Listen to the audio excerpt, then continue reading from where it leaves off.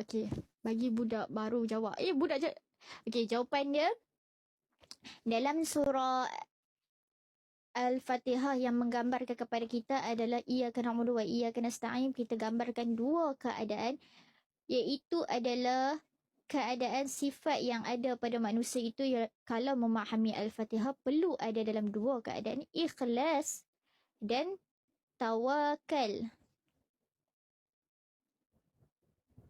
Okey. Kenapa merujuk kepada ikhlas dan kenapa merujuk kepada tawakal? Okey.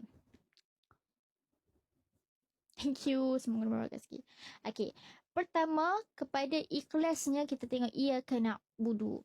Iyyaka na'budu membawa kepada engkau tempat kami sembah. Maknanya dia tanpa dipaksa, tanpa pun kita mengetahui keadaan, sebenarnya kita sudah menzahirkan keadaan ikhlas kita dalam beribadah.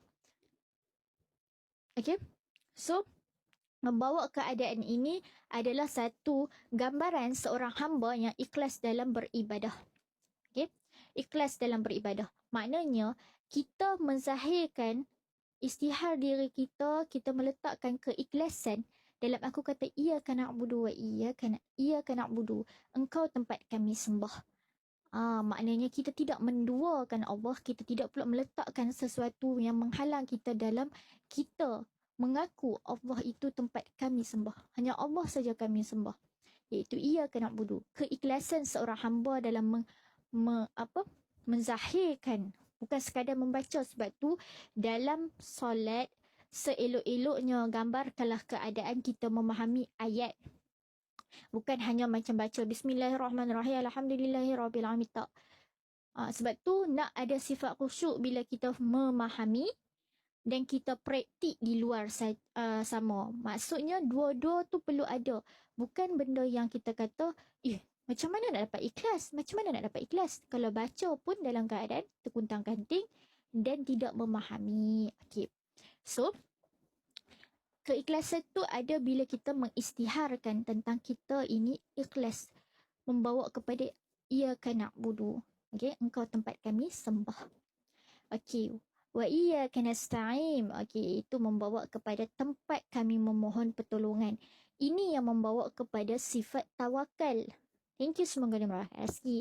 Sifat tawakal. Kerana sifat tawakal ini adalah bila kita menyandarkan sesuatu hanya pada Allah.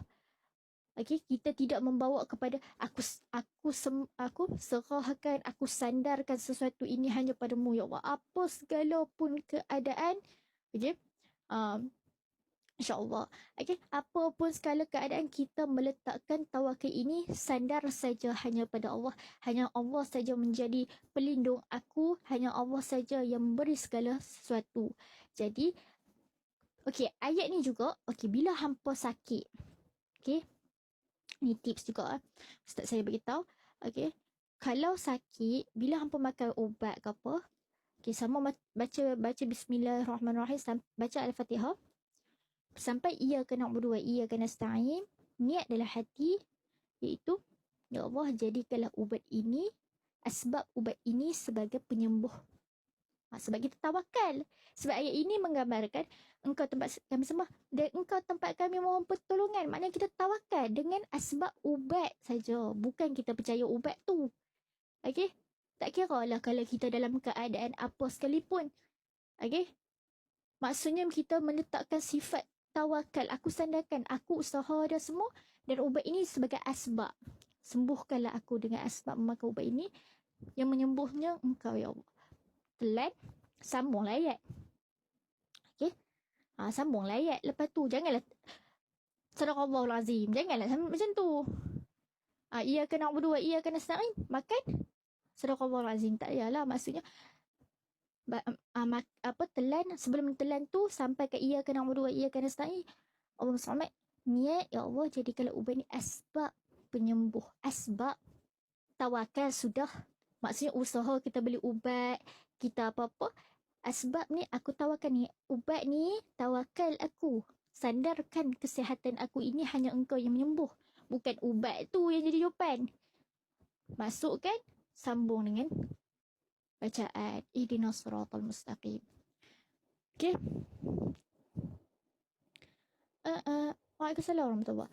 Ustazah ulang balik cara minum ubat ke tak? Okey, tak kira cara minum ubat ke apa. Um, kalau ikut cara, contoh maksudnya, kalau nak telan ubat, okey, baca selawat, kita mulakan apa, kita baca Al-Fatihah, lepas tu sampai dekat iyyaka na'budu wa iyyaka nasta'in. Nak telan, okey, sebelum telan tu, kita niat, ya Allah, jadikanlah ubat ini asbab dalam menyembuhkan. Lepas tu telan, sambung ihdinas siratal mustaqim siratal ladzina an'amta 'alaihim ghairil maghdubi alaihim waladdallin. Ataupun di hujung ayat yang mana okeylah, kalau takut mungkin kita tak reti gunakan cara. Okey, kita niat saja, tak payah telan lagi. Okey? Tak payah telan lagi. Maksudnya contoh macam ni.